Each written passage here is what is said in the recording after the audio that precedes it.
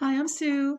Thanks for joining me for today's Bible reading for October 7th. I'm reading Matthew 13 through 14, and it is just a reading, not a study. The other day I opened up and said, thanks for joining me for the Bible study. It's not a study. I say this periodically because it's just not meant to be that. And so I'll just reiterate kind of the purpose of the broadcast is to get through our Bible, to read. I want to encourage people to get through their whole entire Bible every year so that you have the big picture scope of this Bible.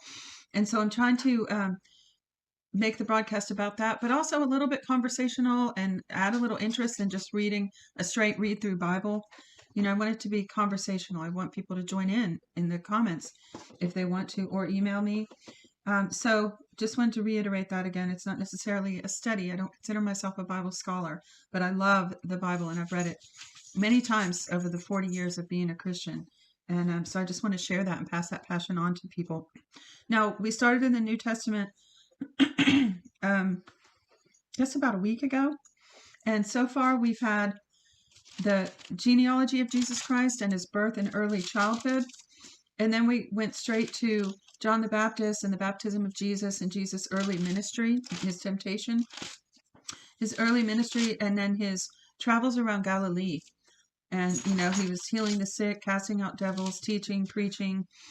We covered things like how to give, how to fast, how to pray, the cure for anxiety, what it means to not judge. This millennial generation needs to study that out because it's really the true principle of how that operates. This millennial generation that's always saying, "Don't judge me." Okay, it's a double-edged sword. We're supposed to have good judgment and judge situations and principles and truth, but we're not necessarily supposed to place a judgment against each other. That's God's job, right? So anyway, in Matthew here, we have Jesus teaching these things and driving out demons and healing people and just basically spreading the love of the kingdom everywhere he went, announcing the kingdom and calling his disciples. And then he commissioned them to go out and do the work. So he's training them. He's reproducing himself. And excuse me today. And just more and more teaching here. Excuse me, with many references to the Old Testament. This is where he talked about, you'll know a tree by its fruit. He gave the sign of Jonah that, as Jonah was in the belly of the whale 3 days and 3 nights, he would be in the belly of the earth. And then a bunch of parables. And today with chapter 13, it's just almost completely parables. Quite a few of them, and that's interesting. And then for chapter 14 today, we have John the Baptist beheaded, the feeding of the 5,000, the walking on the water, and miraculous healings. So that gives a little bit of a framework to put this information as we read through. Matthew chapter 13, verse 1, the parable of the sower. On that day, Jesus went out of the house and sat by the seaside. Great multitudes gathered to him, so that he entered into a boat and sat, and all the multitude stood on the beach. He spoke to them many things in parables, saying, Behold, a farmer went out to sow. As he sowed, some seeds fell by the roadside, and the birds came and devoured them. Others fell on rocky ground where they didn't have much soil, and immediately they sprang up, because they had no depth of earth. When the sun had risen, they were scorched. Because they had no root, they withered away. Others fell among thorns. The thorns grew up and choked them. Others fell on good soil and yielded fruit, some 100 times as much, some 60, some 30. He who has ears to hear, let him hear. Why did Jesus use parables? The disciples came and said to him, Why do you speak to them in parables? He answered them, To you it is given to know the mysteries of the kingdom of heaven, but it is not given to them. For whoever has, to him will be given, and he will have abundance. But whoever doesn't have, from him will be taken away even that which he has. Therefore speak to them in parables, therefore I speak to them in parables, because seeing they don't see, and hearing they don't hear, neither do they understand. In them the prophecy of Isaiah is fulfilled, which says, I'm sorry for the distraction, my little dog's prancing underneath me. You might hear him. Okay, no sir, go. Let me read that last verse, 14. In them the prophecy of Isaiah is fulfilled, which says, By hearing you will hear, and will in no way understand. Seeing you will see, and in no way perceive. For this people's heart has grown callous, their ears are dull of hearing, and they have closed their eyes. So that should cause us all to check our heart, shouldn't it? Their heart, because he's telling why they can't hear, why they're not perceiving these revelations that are coming from Jesus, why they don't get the parables. It says their heart has grown callous and their ears are dull of hearing, and they have closed their eyes. Or else perhaps they might perceive with their eyes, hear with their ears, understand with their heart, and would turn again, and I would heal them. Isaiah 6. But blessed are your eyes, for they see, and your ears, for they hear. For most certainly I tell you that many prophets and righteous men desired to see these things which you see, and didn't see them, and to hear the things which you hear, and didn't hear them. The parable of the sower explained. Hear then the parable of the farmer. When anyone hears the word of the kingdom and doesn't understand it, the evil one comes and snatches away that which has been sown in his heart. This is what was sown by the roadside. What was sown on the rocky places, this is he who hears. This is the awkward wording again.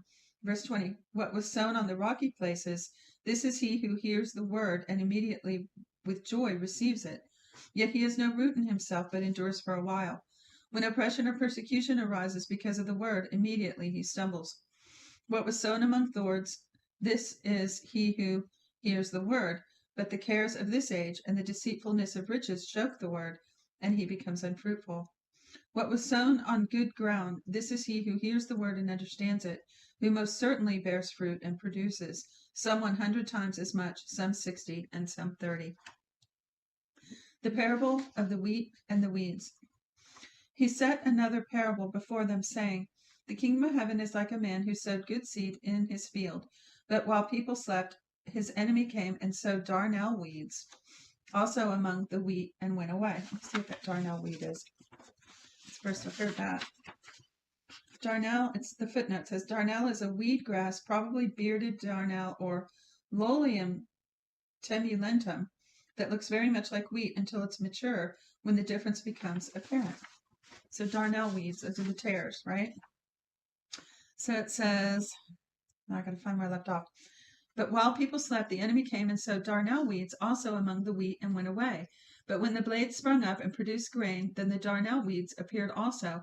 The servants of the householder came and said to him, Sir, didn't you sow good seed in your field? Where did these darnel weeds come from?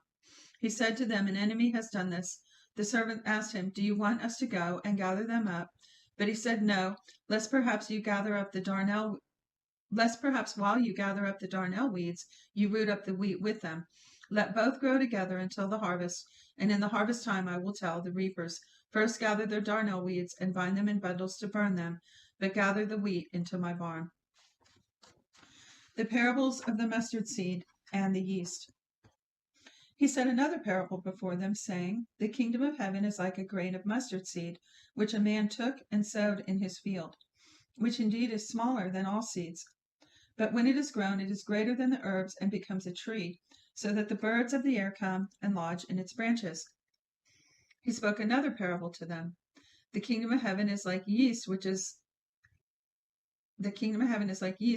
woman took and hid in 3 measures of meal until it was all leavened. I'm going to read that one again. Very short, just 2 sentences. He spoke another parable to them. The kingdom of heaven is like yeast, which a woman took and hid in 3 measures. Let me look what measures means on that footnote. Literally 3 sata. 3 sata is about 39 liters, or a bit more than a bushel. So 39 liters. That's a good amount. Gosh. So it says, the kingdom of heaven is like yeast, which a woman took and hid in 3 measures of meal, or 39 liters of meal, until it was all leavened. Using parables fulfills prophecy. Jesus spoke all these things in parables to the multitudes, and without a parable he didn't speak to them, that it might be fulfilled which was spoken through the prophet, saying, I will open my mouth in parables, I will utter things hidden from the foundation of the world. Psalm 78. And isn't that true? So I will utter things hidden. So there was a lot about Jesus that was hidden. I mean, he's written about all through the Old Testament. I'm just trying to elaborate a thought that came in my head, everybody. He was written about all through the Old Testament, but it was a mystery. Nobody really understood. They had all kinds of ideas of what was going to happen, how the Messiah was going to come and what he was going to do, but they really didn't know. And I have learned that most prophecy is understood in hindsight. It becomes clear in hindsight, and that was true with Jesus. And even now, we're looking to the future prophecies and all trying to figure out how it's going to play out. And we really won't understand until it happens, right? And then you have here the disciples and later the Apostle Paul finally putting the puzzle together once Jesus was revealed, and finally getting out those old prophecies and seeing how he fulfilled them to a T, to an absolute T. But they could never have figured that out ahead of time. And so that's what I think it means when it says, I will utter things hidden from the foundation of the world. Those things were hidden so that the enemy couldn't come and stop the plan of God through Jesus Christ, could not stop the redemption plan of God. I'm going to say God had the card up his sleeve. He had it figured out. He trumped the enemy, right? So, it was from Psalm 78. It said, let me go back and examine this. It said, Jesus spoke these things in parables to the multitudes, and without a parable he didn't speak, that it might be fulfilled which was spoken through the prophets, saying, I will open my mouth in parables. I will utter things from the foundation, hidden from the foundation of the world.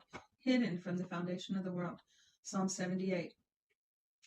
So I also notice it's calling that psalmist a prophet. Isn't that interesting? I don't know who wrote Psalm 78, which psalmist. There's more than one. Next heading. Jesus interprets the wheat and the weeds. Then Jesus sent the multitudes away and went into the house. His disciples came to him, saying, Explain to us the parable of the darnel weeds of the field. He answered them, He who sows the good seed is the Son of Man. The field is the world. The good seeds are the children of the kingdom, and the darnel weeds are the children of the evil one. The enemy who sowed them is the devil. The harvest is the end of the age, and the reapers are angels. As therefore the darnel weeds are gathered up and burned with fire, so it will be at the end of this age. The Son of Man will send out his angels, and they will gather out of his kingdom all things that cause stumbling in those who do iniquity, and will cast them into the furnace of fire. There will be weeping and gnashing of teeth. Then the righteous will shine like the sun in the kingdom of their Father. He who has ears to hear, let him hear. The parables of the hidden treasure and the priceless pearl. Again, the kingdom of heaven is like treasure hidden in the field, which a man found and hid. In his joy, he goes and sells all that he has and buys that field. Again, the kingdom of heaven is like a man who is a merchant seeking fine pearls, who having found one pearl of great price, he went and sold all that he had and bought it. The parable of the net. Again, the kingdom of heaven is like a dragnet that was cast into the sea and gathered some fish of every kind, which, when it was filled, fishermen drew up on the beach. They sat down and gathered the good into containers, but the bad they threw away. So it will be at the end of the world. The angels will come and separate the wicked from among the righteous, and will cast them into the furnace of fire. There will be weeping and gnashing of teeth. There'll be weeping and gnashing of teeth. New heading, Storehouse of Truth. Jesus said to them, Have you understood all these things? They answered him, Yes, Lord. He said, Therefore, every scribe who has been made a disciple in the kingdom of heaven is like a man who is a householder who brings out of his treasure new and old things. When Jesus had finished these parables, he departed from there. Rejection at Nazareth. Coming into his own country, he taught them in their synagogue, so that they were astonished and said, Where did this man get this wisdom and these mighty works? Isn't this the carpenter's son? Okay, so a couple thoughts. Please feel free to share your thoughts in the comments. One thought was, I keep wanting to stop and meditate on these parables. It's been a while since I read them. And it actually has a different effect reading out loud. I feel like I'm concentrating more. Kind of like the difference between driving a car and being a passenger, right? I like both. I love being read to. But there's difference reading it out loud. And the other thought was, well, to finish that thought, so I find myself wanting to stop and really think about these comparisons being made in the parables. So I'll do that when I re-listen to the video. And then here, he was teaching in the synagogues, and they were, they saw his wisdom and his authority and the works he was doing, and they were shocked. But people were teaching in those synagogues all the time. They still do to this day. The synagogues were like outposts from the temple. And, so Jesus was notably different from everybody else. And it says they were astonished. He was that different. What a privilege to have sat in his presence while he was on earth in this phase of his ministry.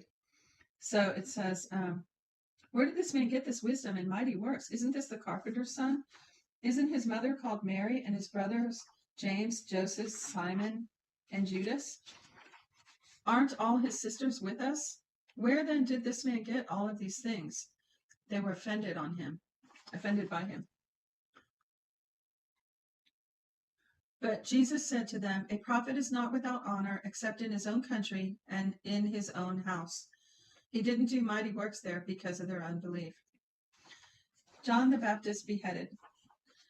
At that time, Herod the Tetrarch heard the report concerning Jesus and said to his servants, this is John the Baptizer. He is risen from the dead. Excuse me. That is why these powers work in him. For Herod had arrested John and bound him and put him in prison for the sake of Herodias, his brother Philip's wife. For John said to him, it is not lawful for you to have her. When he would have put him to death, he feared the multitude because they counted him as a prophet. But when Herod's birthday came, the daughter of Herodias danced among them and pleased Herod. Therefore he promised with an oath to give her whatever she should ask. She, being prompted by her mother, said, give me here on a platter the head of John the Baptizer. The king was grieved, but for the sake of the oaths and those that sat at the table with him, he commanded it be given. And he sent and beheaded John in the prison.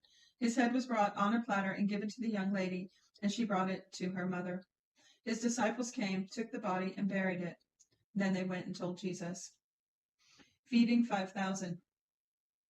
Now when Jesus heard this, he withdrew from there in a boat to a deserted place apart. When the multitudes heard it, they followed him on foot from the cities. Jesus went out, and he saw a great multitude. He had compassion on them and healed their sick. When evening had come, his disciples came to him, saying, this place is deserted, and the hour is already late. Send the multitudes away, that they may go into the villages and buy themselves food. But Jesus said to them, they don't need to go away. You give them something to eat. They told him, we only have here 5 loaves and 2 fish. He said, bring them here to me.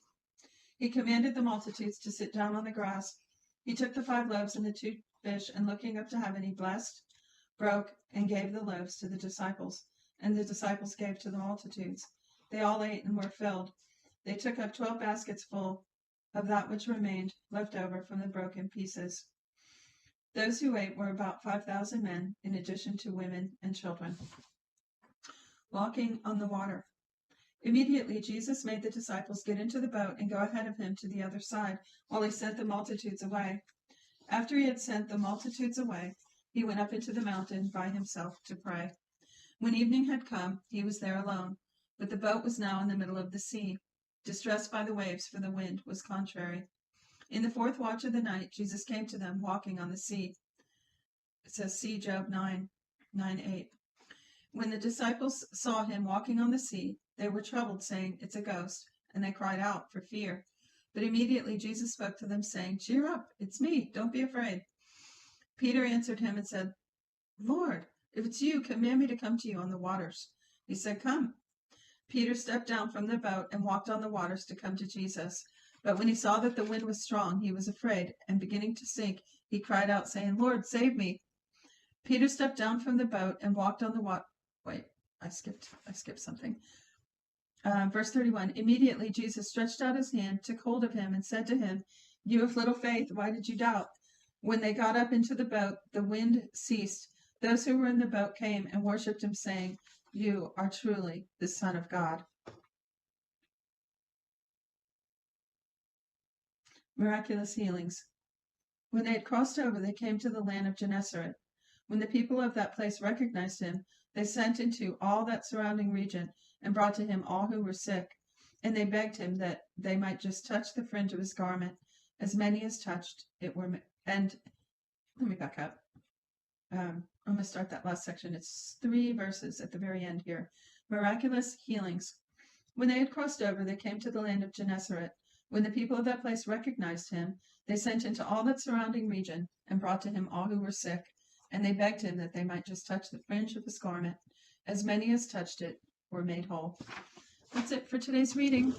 Be sure to check the subscribe with the bell so you can be notified when the next day's reading comes out, and check the description and the comment section, and I'll talk to you next time. Shalom.